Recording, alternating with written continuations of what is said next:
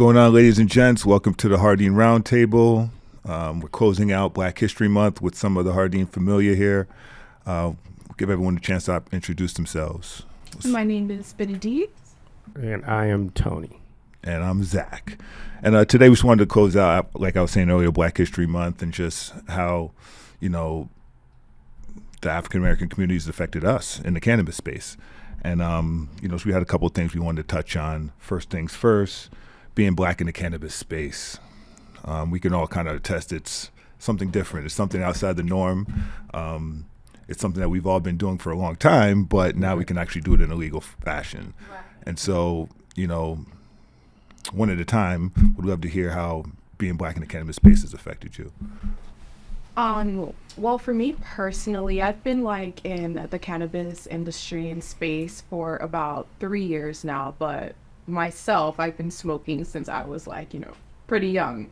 So I was always around it, and I just remember my first impression of being in a cannabis space with my first coworkers and peers and stuff. I was like, wow, this is pretty white male dominated. I just remember feeling like the odd one out, even though it was such a staple in Black culture, I feel like, and me and my Black girlfriends, always smoking and stuff like that. So I found that very interesting. And I think it is very important that we are here in this industry and that we stay in this industry because we are a huge part of it. And let me ask you this real quick, because now that you're working at Hardeen, because we are very multicultural here, was it somewhat of a shock to see so much diversity within the space here? It definitely was. It was but a good shock. It was like a breath of fresh air, I kind of feel like when you are in a space where you're the only Black female, you kind of feel like you have to not perform, but prove yourself a little bit more. Yes, prove yourself a little bit more. You're I'm doing this not only for me, but for all the other Black girls that are here. I'm proving that we do deserve to be in this industry. We are knowledgeable, and it was really nice coming to Hardeen and seeing many of my sisters, not only African American, but other minorities, sure. And just being in that space and just felt more comfortable for sure. Love it. Yeah, the space for me was unique and different. Being an older gentleman, my generation, we tend not to want to listen about cannabis. It's always been a precursor not to be in the space of cannabis, and then learning more about cannabis, coming to Hardeen, being educated. That was the space that was filled for me.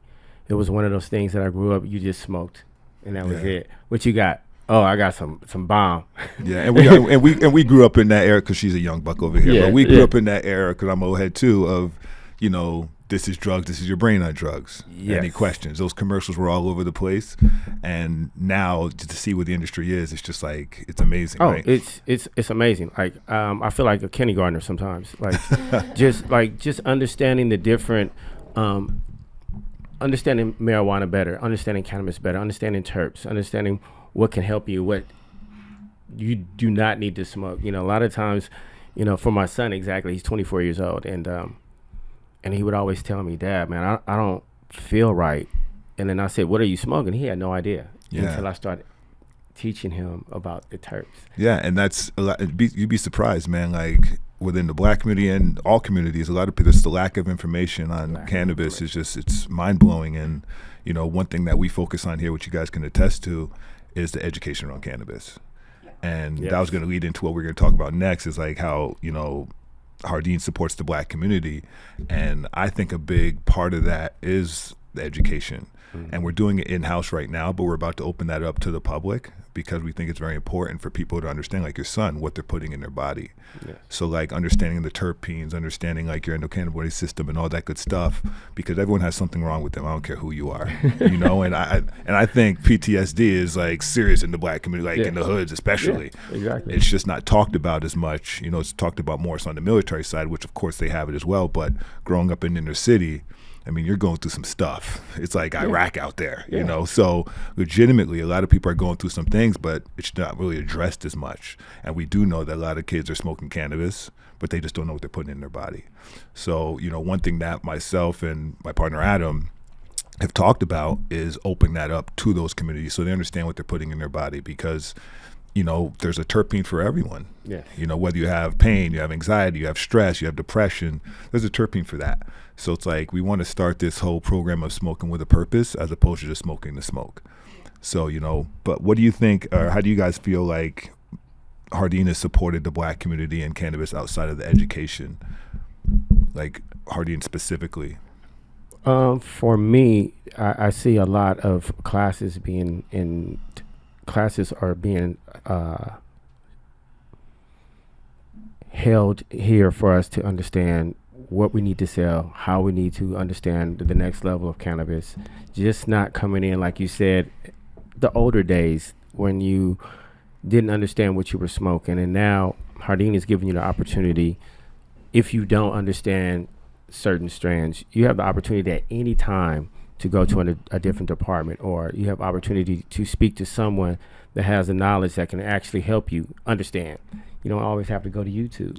Yeah, no, for sure. You can also reach out to Hardin, which was a great opportunity for me, because literally I came from a place where I didn't know what I was smoking, and now I'm at a point where I have people actually calling me. I have people like asking for my advice. It makes you feel good. It makes you want to be a part of something. It makes you want to be a part of Hardin to express. Oh, this is what I've learned. Yeah, and what's kind of crazy is we actually have a class going on right next now, right next door. So it's pretty cool. Yeah, I feel like the education aspect is such a huge part of it. Like for me, because I'm on the forefront of it, right? Yeah, I'm for a sure. bud tender, Absolutely. so I'm selling every day, and I'm talking to different people, and I do see a lot of Black families come in. I see people come in with their grandma or their mom and things like that, and at one point, maybe you kind of stop smoking for fun and you smoke more for a medicinal benefit, or more so for sleep, or because you have back pain and neck pain and this and that. And I just love being able to like tell these families like, hey, maybe you want to try this with your mom, or like they're like, oh, well, I like to smoke this, but she doesn't like to smoke, and we don't get it because we used to smoke the same thing and this and that.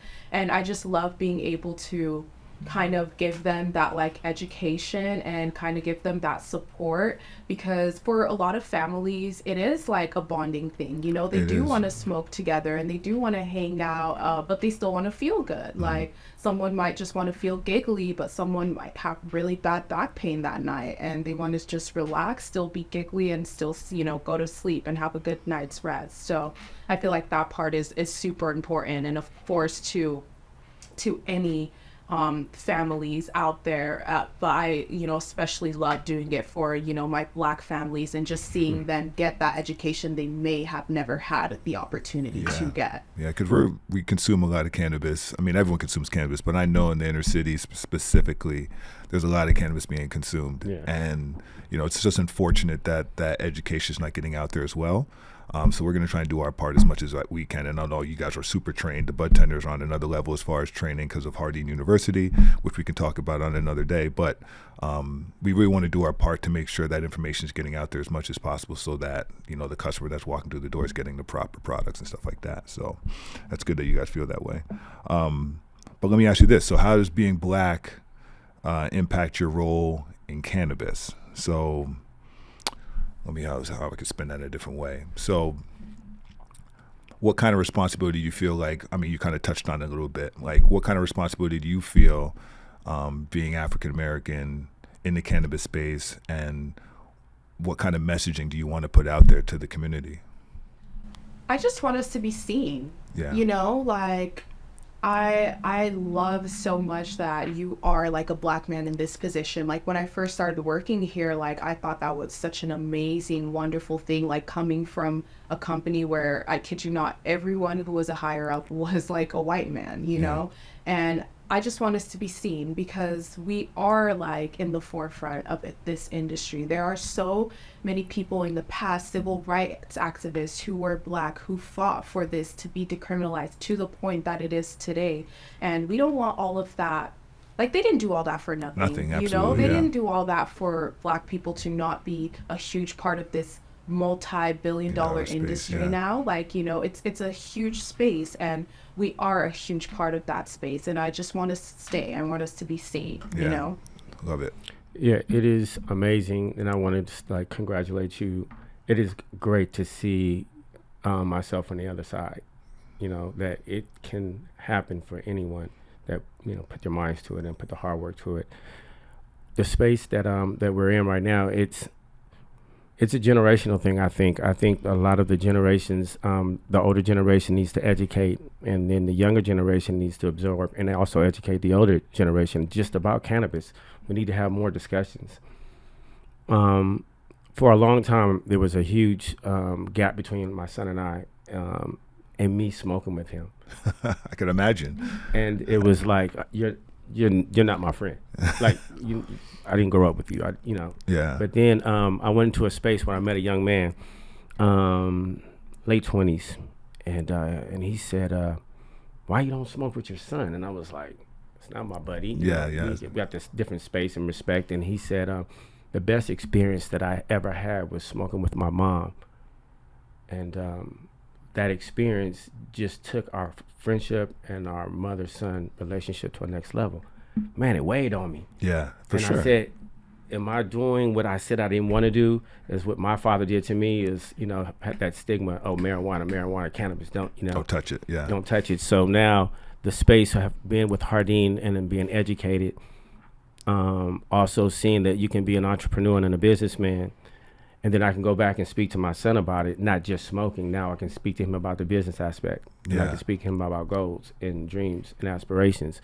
And honestly, it's not like that I didn't instill that in my son, but just to come here at Hardin to see this was great. Yeah, no, for sure. Didn't expect it. So thank you, Hardin. It's another layer of just an experience for me here. So yeah. And we want this whole place to be experiential, as crazy as it may sound, because I think a lot of dispensaries are very transactional to where it's just like, all right, buy the highest ticketed item and walk out the door. And we think that's just the wrong approach. As you guys know, from the bud tender standpoint, these girls are so trained, and some of the guys, but dominant. But the girls are so trained to understand to make sure they pair the right product with the customer as opposed to selling the highest ticketed item. So it's very experiential as opposed to transactional. And we really focus on that side of the space because we want to make sure we're treating people and taking care of them the right way. And so I think that's, it's good that you guys see that too from the outside, because that's been Adam and I, that's been our mindset from day one, to make sure that we're really helping the community as opposed to just making a buck. Because there's no sustainability with that, and we see a lot of other companies scaling fast and they're all over the country and stuff like that. But we just think they're taking the wrong approach. Because people are coming with real problems into the shop, as we are all aware of, and I'm sure you've seen it all, and it's pretty interesting to know that, you have these seniors coming early in the morning sometimes to get their goodies, and they're coming not just to get high. All right, go seniors. They're coming just to get product because they have some real ailments. Absolutely. If I can speak on that a little, never have I ever ended a transaction or anything like that thinking, man, I really hope that's going to help my average ticket. I'm always thinking, I hope this person goes home and loves what I gave them. I want them to be able to see my face again and be like, man, thank you so much. That was good for me. I would hate to have someone have a bad experience because I gave them something that absolutely I needed to sell or I wanted to sell. You know what I mean? Because people are coming with real problems. I know. And not only that, people want what they want. Even if someone doesn't have a problem. If someone's telling me, hey, we're going out on the town tonight, we're going to drink, I want a sativa. I want to feel this kind of way. You want to make sure they feel the way they say. The indica's $20 more. I'm not going to give them the indica absolutely. and have, ruin their night. Right, you absolutely. know? Yeah, absolutely. And we love that. And that's a breath of fresh air to hear something like that, because honestly, that's been our mindset seriously since day one. And we want to keep sure, and I hope that goes across all the bud tenders and they follow that same suit. And, you guys are doing a great job here. I know we don't talk about it enough, but our staff is everything, and we're very multicultural here. And, we want to keep it that way because, like you were saying earlier, we want to be able to show everyone we can do this too. Yeah. We don't have to be in corporate America wearing suits. We can do this too. We're born to do this stuff, So really thank you guys for being here today. And, we appreciate it. Thank you. Thank you.